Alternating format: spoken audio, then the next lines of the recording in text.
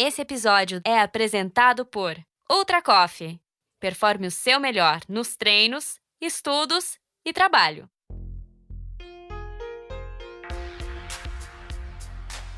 Bem-vindo ao MTB Pass, um podcast que te leva para dentro do mundo do mountain bike. Eu sou a Viviane Faveri e a cada 15 dias trago aqui entrevistas com algum personagem do mountain bike mundial. Esse programa nos traz de volta ao Brasil, depois de algumas etapas falando com personalidades internacionais, como Hans Becking, Mona Mitterwalner e Christoph Saucer. Nosso convidado é um dos maiores treinadores de ciclismo do país, o Hugo Prado Neto, à frente da OCE Powerhouse.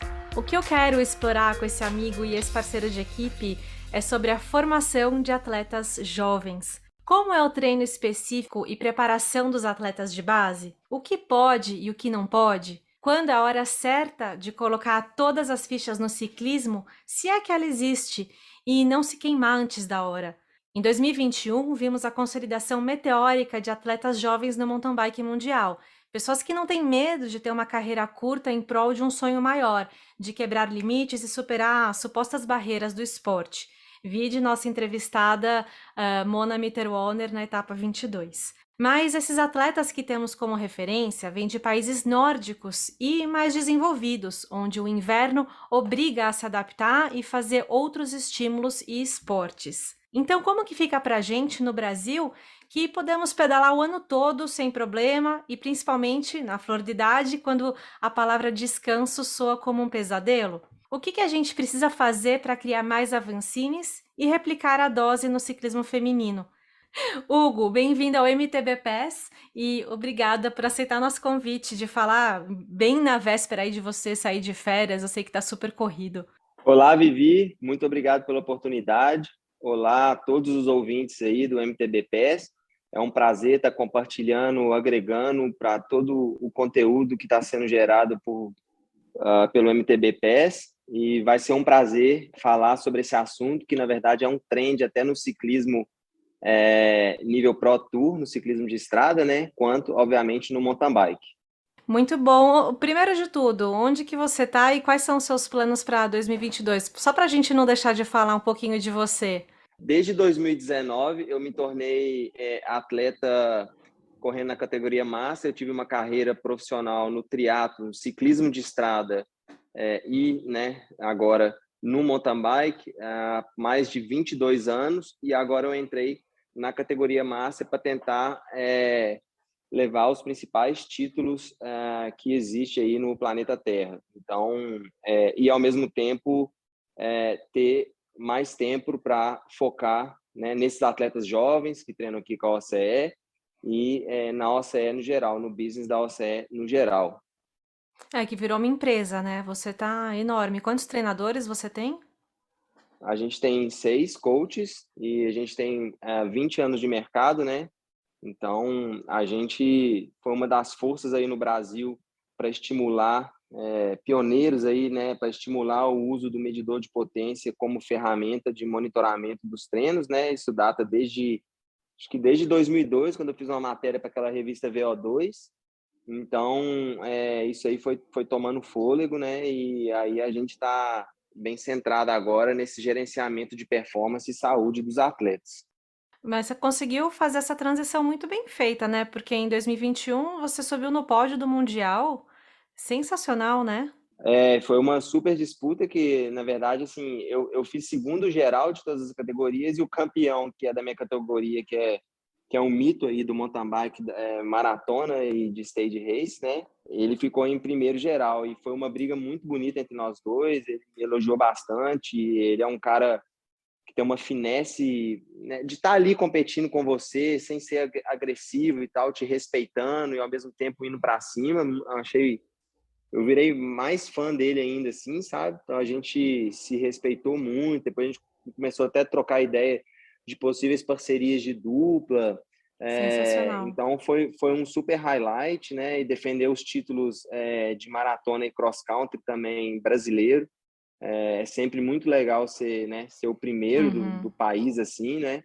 E assim, eu tenho álibi, eu acredito que eu tenho álibi para ser atleta Master porque, né, eu tenho família, tenho 2 filhos, tenho trabalho. Então, por exemplo, hoje eu às 5h30 da manhã eu estava treinando e eu já tive que ir direto para fisioterapia, para academia, fazer fortalecimento de sapatilha. Eu não tenho tipo, nem tempo de pegar um tênis para fazer o fortalecimento de tênis. Uhum. Então, assim, e o legal também para o meu trabalho como treinador, eu estou vivendo ali na galera ali da Master também, né? Então, assim, eu sei quais que são os desafios que eles têm, o tempo de prova que tem, então qual que seria a demanda fisiológica, né? Para um cross country, que geralmente para a Master demora 1 hora e pouco, ao contrário da Elite, que é 1h25, 1h30, até 1h40, 1h45. Então, tudo isso vai complementando, assim, sabe? Meu trabalho como treinador e atleta. Qual que foi a maior dificuldade dessa transição?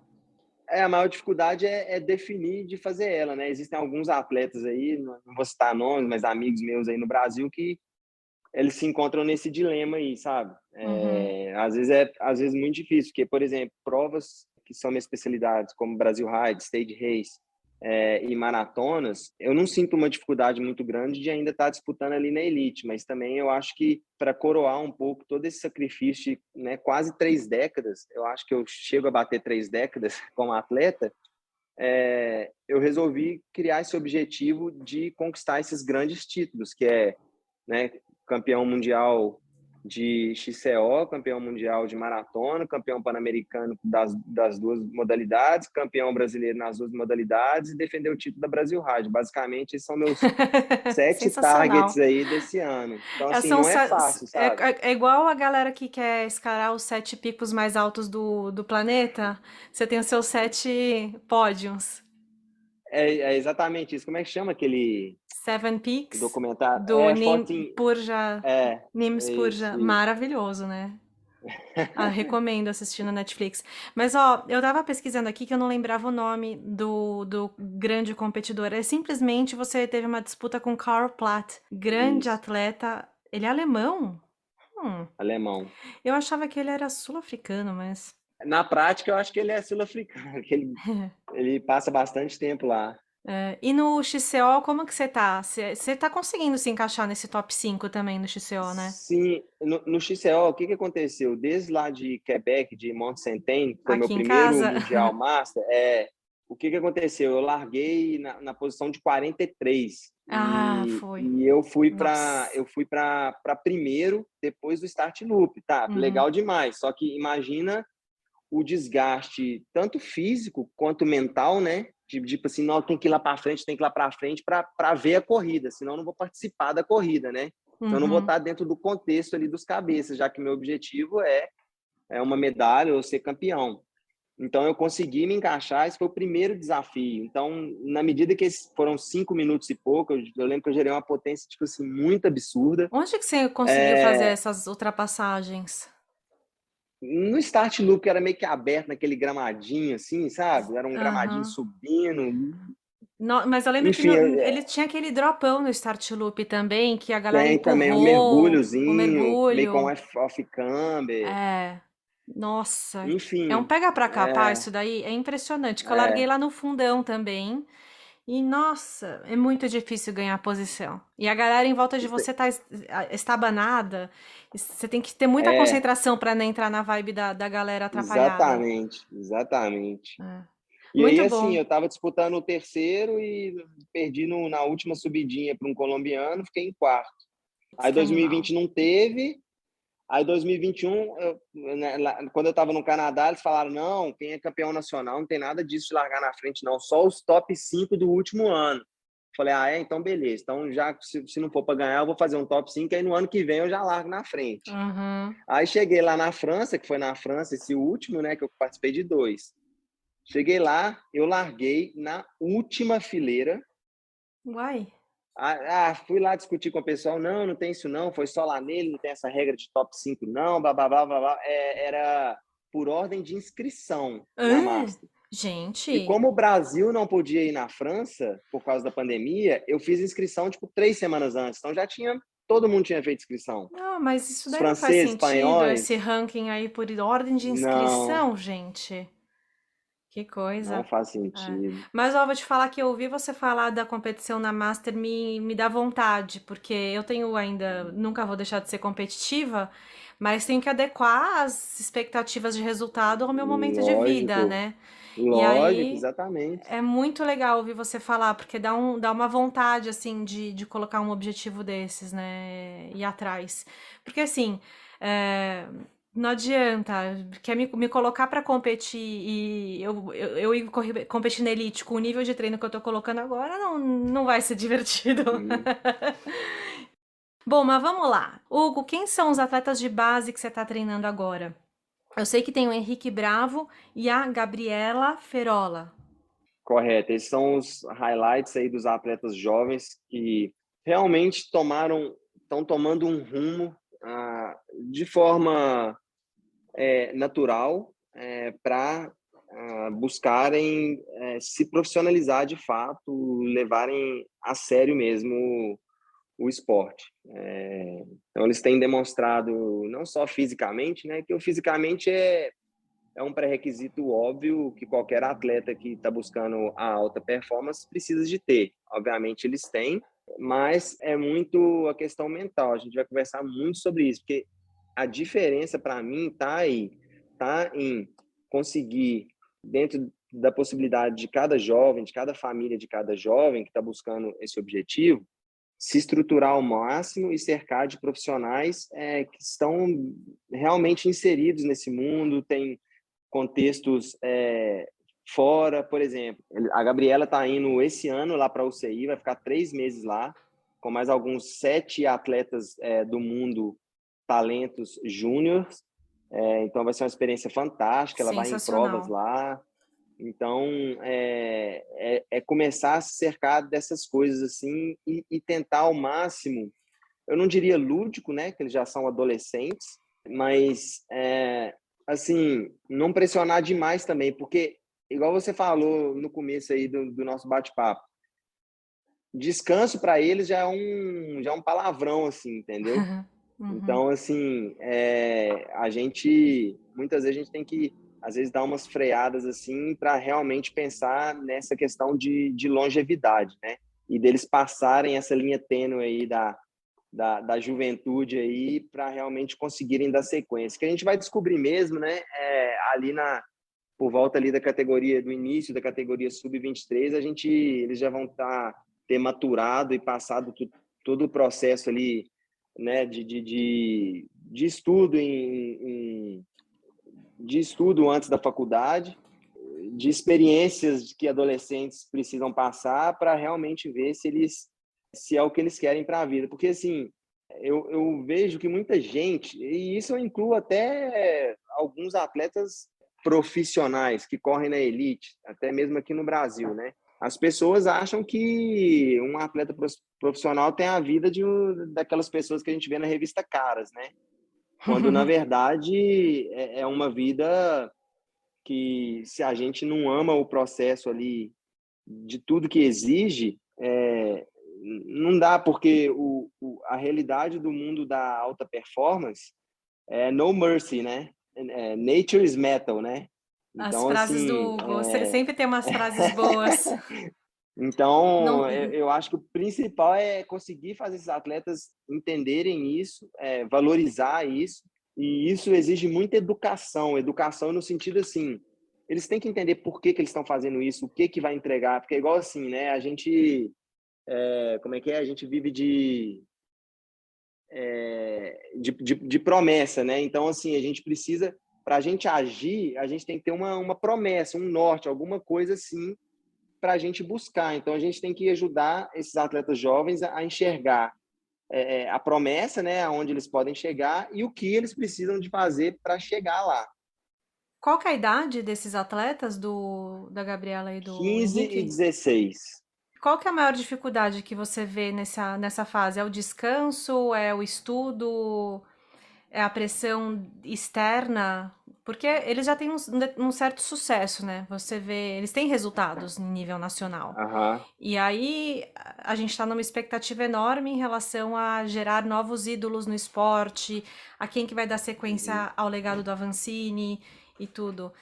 Você falou da questão Uhum. psicológica, né? De não queimar antes da hora, você diria? Tem essa questão, a questão fisiológica, física de não queimar o atleta, né? O burnout físico mesmo, né? De ter uma sobrecarga de treino muito grande e com isso encurtar a carreira do atleta por questões físicas, né? Até assim, uma aspas, eu leio muito, né? Obviamente, sobre o assunto.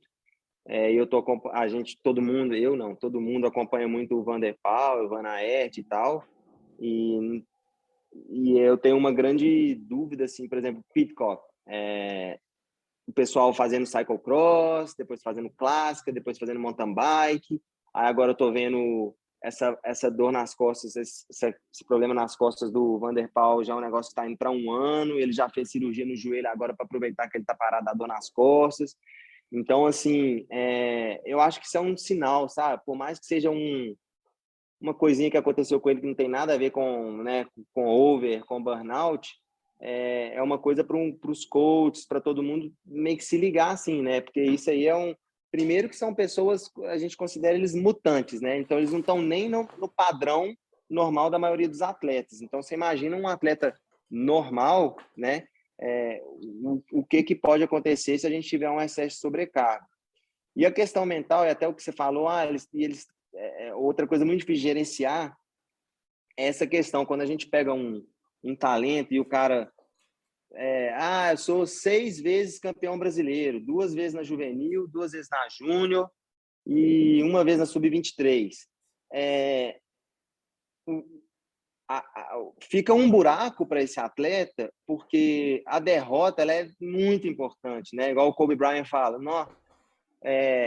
claro que perder, tipo assim, claro que perder é uma bosta e tal, mas é aonde eu consigo enxergar alguns possíveis erros para eu consertar e me tornar melhor, entendeu? Uhum. Então, eu converso isso muito com os meninos, e principalmente quando eles perdem, não perdem, mas, enfim, ficam em quinto, ou eles sentem que eles não performaram da maneira que eles gostariam e tal, como uma coisa legal, assim, como uma oportunidade deles estarem aprendendo coisas que eles precisam de aprender E para disputar, né? ser... E lutar mesmo, né? Disputar, porque você chega no nível internacional, você vai competir na Europa, a primeira coisa, a gente leva umas buchas lá que a gente nunca esquece, né? E aí você questiona a vida inteira, porque você não tá acostumado. Então, você precisa ir para lá já com uma casca de saber competir, saber ir para uma corrida e ir embora sem medalha, sem reconhecimento, sem nada, sem validação externa. Você só foi participar de uma corrida Exatamente, e voltou para casa, só você sabe o que você conquistou nessa corrida, que é um monte de experiência e aprendizado, né? exatamente. E eu acho que, assim, de uma forma geral, eu vejo esses dois como dois meninos muito estruturados mentalmente até aqui, nesse sentido, sabe? Uhum. E eu tento muito não exaltar ao extremo, né? Porque, às vezes, uma outra coisa muito interessante da gente discutir, que está dentro disso, por exemplo, são as redes sociais. Então, Nossa, às vezes, com questão certeza. questão de marcas também. O Gabi, nossa, você está sobressaindo, você quer usar minha roupa, você quer usar Bravinho, você quer. Isso é uma outra coisa que eu ajudo muito os pais deles e até eles a falar assim, cara, espera, sabe? Espera um programa melhor, um programa que valoriza os jovens, igual, por exemplo, o programa da Specialized BR. Eles focaram nisso, eles não pegaram atletas de elite, eles desenvolveram os meninos, mandaram os meninos para fora, conseguiram os meninos terem experiências no exterior. Então, assim, tudo isso conta muito. Igual, assim, aí, por exemplo, o Bravinho ganha uma corrida e tem lá não sei quantos mil comentários, parabéns, você é cabuloso, cabuloso, 1 milhão de cabuloso, né? Tipo assim, muito legal e tal, a gente tem que elogiar e tal, mas ao mesmo tempo a gente tem que certificar que os dois pés dos atletas estejam Uhum. no chão, assim, entendeu? E eu vejo muito o Bravinho assim, ele é um menino que, se ele ganha ou perde, o tom de conversa dele é o mesmo que você, Uhum.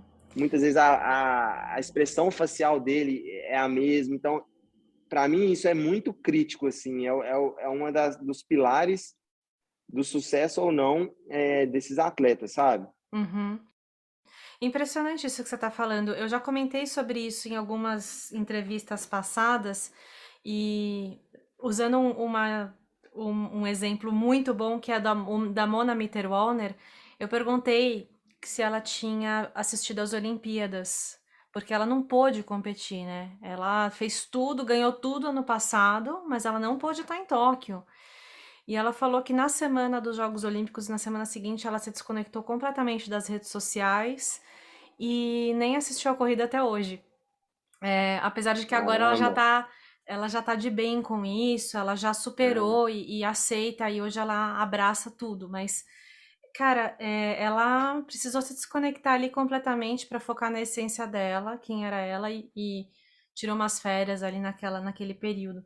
Então, a gente não pode ignorar o efeito das redes sociais, né? Assim, e, exato. e uma coisa que eu aprendi com o trabalho da Red Bull, sendo comentarista da Copa do Mundo, é que se a gente dá valor a um elogio superficial que não é construtivo, a gente também dá valor a uma crítica superficial que não é construtiva. Boa, boa, boa. Então, isso é uma coisa que eu uso como regra, assim, um cabuloso, um parabéns, você é fenomenal, que você é incrível, não tem o mesmo valor que um nossa, você foi horrível. É, Porque é, isso não é construtivo. E se a gente ficar muito dependente desse tipo de feedback, desse tipo de validação, a gente fica destruído quando a gente não vai bem, né? A gente fica muito vulnerável. exato. Então é muito legal você falar que o Henrique está demonstrando já essa maturidade desde cedo. Espero que ele continue com os pés no chão, assim, igual você tá falando, porque isso vai formando o caráter e quem ele é, né? É assim que ele consegue, como atleta, É, influenciar positivamente por onde ele passa, né? exatamente. Quais são os cuidados específicos de treinamento com eles? Como que você monta a planilha? Tem que dar. Uhum. Você já falou que a parte de instrução sai um pouco só da parte física, né? Então você acaba ajudando a determinar como que lida com parcerias, patrocínios, você dá uma assessoria nesse sentido também. Mas eu imagino Uhum. que você tem que ter o plano ali, tá? Qual que é o seu horário de estudo? Como que você tá de Uhum. cansaço? Qual que é o plano da família para as férias e final de semana para você conseguir encaixar os treinos? Como que você monta isso? Exatamente. Por exemplo, no caso da Gabi, é tudo muito, obviamente, extremamente personalizado, né? Porque cada atleta é de um jeito, igual a Gabi e o Henrique Henrique. Bravinho. Eles têm demandas específicas que eu preciso dar mais ênfase no sentido físico, no sentido técnico, às vezes de pilotagem. Então, são cuidados individualizados que eu tenho que ter, mais essa questão de estudo, né? Inclusive a Gabi, ela está olhando já a faculdade para fazer nos Estados Unidos que tenha programa de mountain bike e ciclismo. Então já é uma outra coisa que eu ajudo também, né? Eu morei lá no Colorado e na Flórida, então eu já tenho uma boa noção de quais são os programas bons, quais são as boas faculdades. Então, por exemplo, algum treino em jejum, por exemplo, não é muito viável por conta, por exemplo, para o Henrique, que ele treina de tarde, porque ele tem aula de manhã. Uhum. A Gabi, por ser menina, e na verdade, assim, tem muita gente com medo de andar de ciclismo de estrada, a gente tem alguns cuidados, que ela anda mais de mountain bike, de selecionar locais que mesmo só de mountain bike a gente consiga fazer os estímulos que a gente está querendo colocar nela, né, prescrever para ela ter certo tipo de adaptação. E questão dela andar no rolo também. Então, por exemplo, outra coisa, a gente foi para o Rio de Janeiro, a gente pedalou junto, só que lá é mais ciclismo de estrada, então ela levou a bike de estrada dela, que ela não estava andando muito, e eu notei que realmente a bike de ciclismo de estrada, ela é uma ferramenta muito importante também, principalmente para esses atletas jovens, porque também pode acontecer de repente ela entrar num programa de ciclismo de estrada lá na faculdade e deslanchar e gostar mais de andar no asfalto, porque lá os Estados Unidos é diferente, tem mais competição para mulher, enfim. E também para ela trabalhar questões físicas de continuidade de esforço, diluição de potência, trabalhar mais o sistema neuromuscular nesse sentido, de estratégia, de vácuo, de entender, de saber sentir o vento, de entender se ela tem que ir para trás, logo atrás, ou de um lado.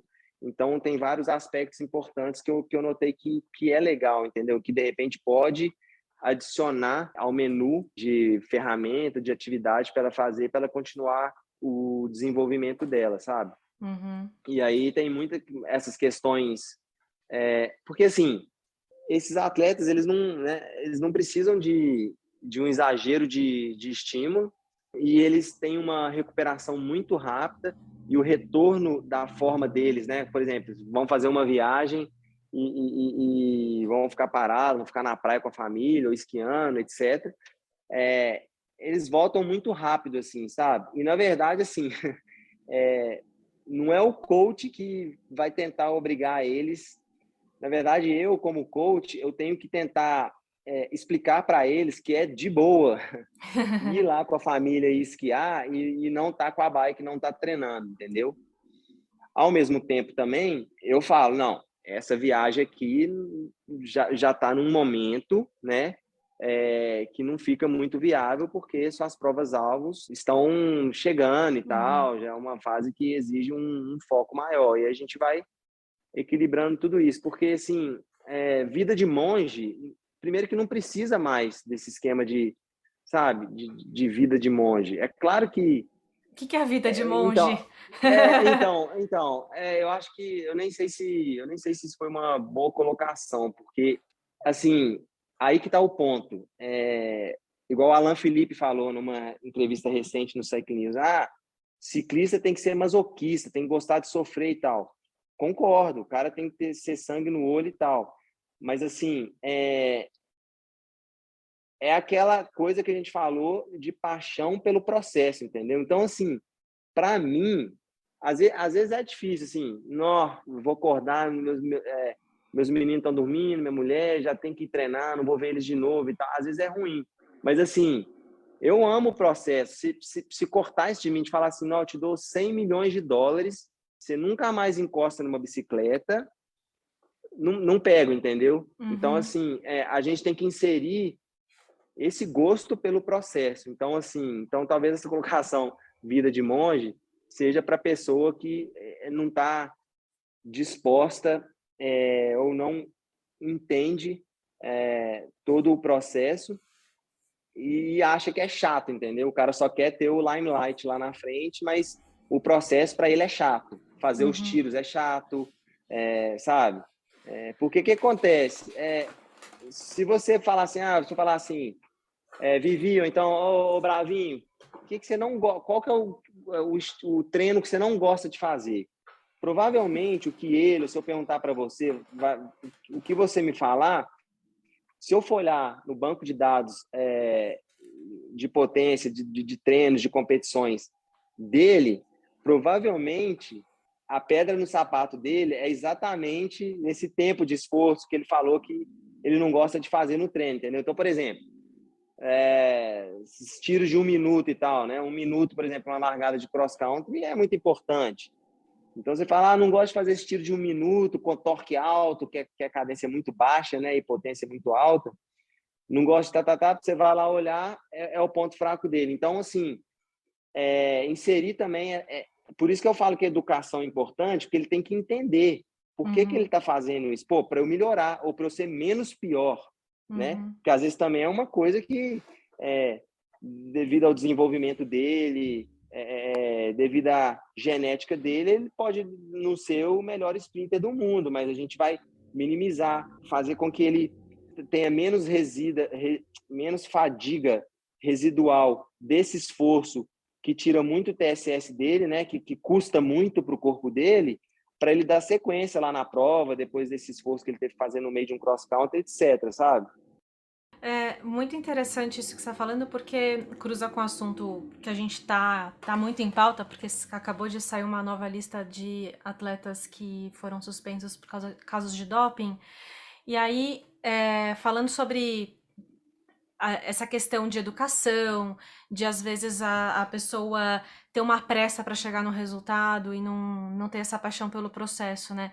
Como que você, né, em tudo isso que você faz, consegue somar nessa educação do esporte limpo para esses atletas, principalmente os mais jovens? Eu acho que assim, como eu já estou há muito tempo advocando, né, advogando contra essa ideia, né, contra o doping, contra cortar caminho, contra qualquer tipo de coisa, que na verdade assim, a palavra não tem outra palavra, não tem outra palavra. O tesão é essa busca incansável pela excelência, pelo melhoramento humano. Então, assim, o meu approach, no geral, ele não é assim, o Bravinho está aqui, ele pode ser um futuro Avancini, beleza, mas eu preciso que ele estude inglês, que ele forme, que ele se construa como ser humano, porque senão ele vai ser um atleta top, manco, e aí começa a abrir portas para esse tipo de direção que ele não deveria buscar, nem a gente deveria, né, nem ninguém deveria estar procurando assim, né? E o que acontece, como eu estava falando, como tem muito tempo que eu tô, né, que eu sou meio contra isso, né? Tô sempre, inclusive eu entrei de sociedade na Alquimia da Saúde, que é uma empresa que ela faz produtos né, suplementos para alta performance de forma natural e integral. Então a gente lançou o Smart Drink. Se você pegar um Gatorade e eu jogar na sua blusa branca, sua blusa fica manchada o resto da vida. Aí pensa comigo, pô, peraí, eu tô colocando um negócio no meu estômago que mancha um tecido? Não pode ser bom, pode? Não pode. Então, assim, com tudo isso, de certa forma, eu acredito, gosto de acreditar, eu sinto isso, principalmente dos meus atletas pessoais, que eles estão buscando isso, entendeu? Então, assim, acontece meio que uma Serem seleção donos, natural aqui, nossa, serem sabe? donos de suas próprias vitórias, né? Exatamente. Boa, boa. E nesse ponto, a participação da família é fundamental também, né? Hum. Você conversar com os pais, entender ali o ambiente que vive e assim, o apoio dos pais, não só financeiro, a gente tá aqui vendo claramente, se tratam de dois atletas, Henrique e Gabriela, que têm uma condição muito bacana de estudo e educação, né? Um Isso, isso. privilégio muito importante de ser aproveitado e que todo mundo tem a ganhar com isso. Mas falando dos atletas que talvez não tenham o mesmo tipo de condição financeira, é, o envolvimento da família no quesito de tudo que pode ser feito de leitura, de educação, de estudo, e de participar, de realmente estar envolvido nas escolhas, né? Isso é fundamental. Ô, Vivi, e assim, é exatamente como você falou. Esses jovens que têm condição, o desafio, ele é tão... eu não sei, não é que se compara ao outro, mas esses meninos também têm grande desafio, porque também eles têm as coisas na mão e eles têm que saber valorizar. Às Uhum. vezes se torna exatamente o oposto, porque ao mesmo tempo também um atleta mais simples, que não tem boas condições, é igual eles falam, né? Tipo assim, um motoboy, uma pessoa que dirige no Brasil, ela é muito mais fácil ela virar piloto de Fórmula 1 e de moto velocidade, porque as adversidades são imensas aqui no trânsito aqui, né? Sim. E assim, hoje em dia tem muita informação para todo mundo, sabe? Então, realmente tem a chance ali para todo mundo e cai nessa estrutura familiar, que tem uma outra questão também, que às vezes, os pais que põem pressão demais. Às vezes é um pai que foi Sim. atleta, Ou isso também... o pai que dá a grana que patrocina e fala, "Ah, não, então você tem que dar resultado, né? Exatamente. Isso é outra coisa que Acaba tem que virando ficar muito alerta. pressão, né? Tem esse lado da pressão. Isso é uma coisa muito pouco falada, porque a gente fala muito sobre como que uma pessoa pode vir de baixo e ser bem-sucedida, mas se fala pouco de quem vem de cima e tenta tipo, essa pessoa também merece, igual todo mundo, ser Exato. bem-sucedido, né? E fala-se muito pouco, porque é quase como se fosse uma obrigação. Ah, se você nasceu num berço de ouro, o mínimo que você pode fazer é ser bem-sucedido. Então É, tem um tabu aí, né? tem, A gente certeza. pode falar disso mais pra frente em outros programas, porque realmente é um assunto bem interessante. Bom, tá, então a gente tem esses atletas bem encaminhados, eles estão encarando a fase de treinamento na hora certa, você está controlando ali para eles não fazerem mais do que precisa. Quais são as barreiras que eles têm para realmente crescer, se tornarem atletas profissionais ali, continuarem da sub-23 passar para a elite com sucesso? É, é, uma das barreiras é que, assim, mesmo com tudo isso que... Não só o Avancini, que eu acho que nunca é um show de um homem só, né? Eu acho que o mountain bike brasileiro ele já vem criando fortes raízes debaixo da terra muito antes do Avancini. É lógico que ele acelerou o processo aí em 100 anos, mas eu acho que a gente tem que continuar dando muita ênfase no desenvolvimento das categorias de base. Porque o que acontece? Né? A gente pega uma Gil aí numa categoria sub-23, numa categoria júnior, porque acho que a júnior, a sub-23 já larga na elite feminina, não é? Com a elite? Dependendo da prova, sim. Eu digo assim, a gente sempre vê ela largando e não tendo competidora em volta dela. Quando ela vai para a Europa, é um esporte diferente. Uhum. Então, assim, uma das barreiras, das dificuldades, porque, assim, você pode fazer o treino mais perfeito do mundo, alimentação, cabeça boa, tudo, mas aquele esforço que você faz quando tem alguém do seu lado competindo, alguém forçando um pouco mais forte que você e tal, é uma outra coisa que, na maioria das vezes, para um atleta de categoria de base aqui no Brasil, que está muito desenvolvido, ele não tem isso. Então, acho que isso é uma barreira e a melhor forma de corrigir isso, eu acho que a gente Projetos de já tem base. feito projetos de base, esses intercâmbios, igual a Gabi está fazendo lá na UCI, o Henrique já conseguiu colocar bastante brasileiro, o Alex foi para lá, acho que está indo de novo.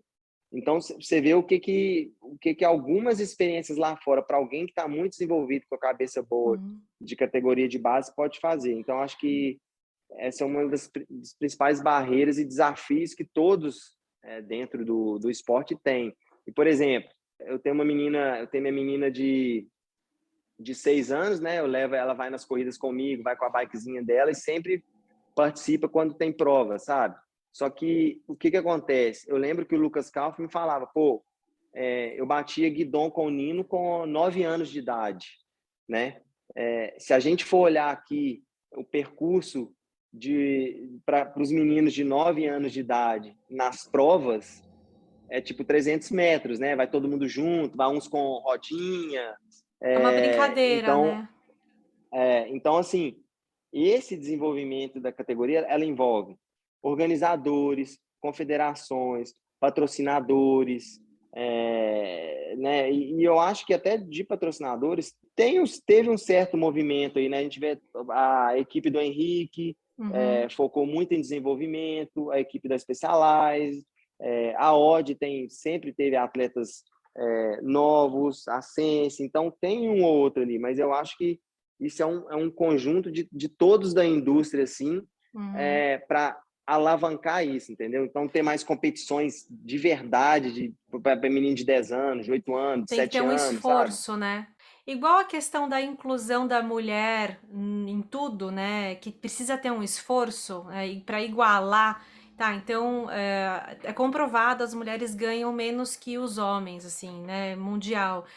Tem que ter um Aham. esforço dos empregadores de falar, peraí, eu preciso ajustar esse budget, a gente, né? Então Aham. tem que ter um movimento que gere a mudança, por mais que às vezes isso soe um pouco forçado, assim. Vou dar um exemplo, tá? Só para situar. A gente vê Uhum. tem eu sei que tem uma organização do ciclismo que tem não vou citar nomes para não expor, Uhum. mas assim, é obrigatório, é uma lei recente que se vai ter um treinador masculino na frente daquela equipe, tem que ter um feminino também.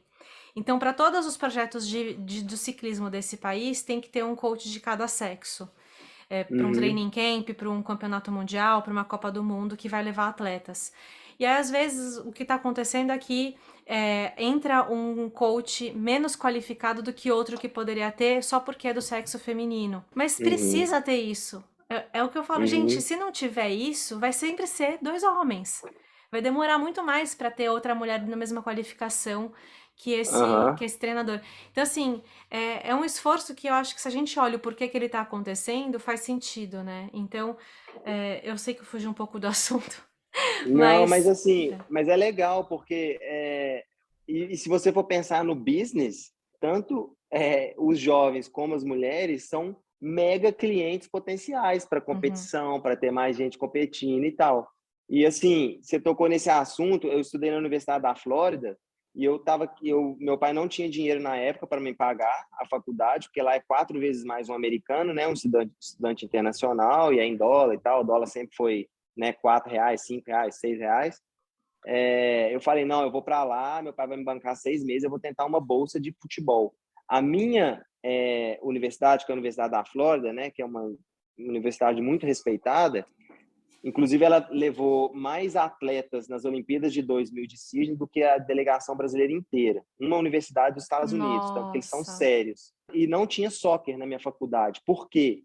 Porque tem uma regra que tem que ter o mesmo número de atletas femininas e de atletas do sexo masculino. E o futebol americano, como tem time de defesa, time especial, time de ataque, pega 200 homens.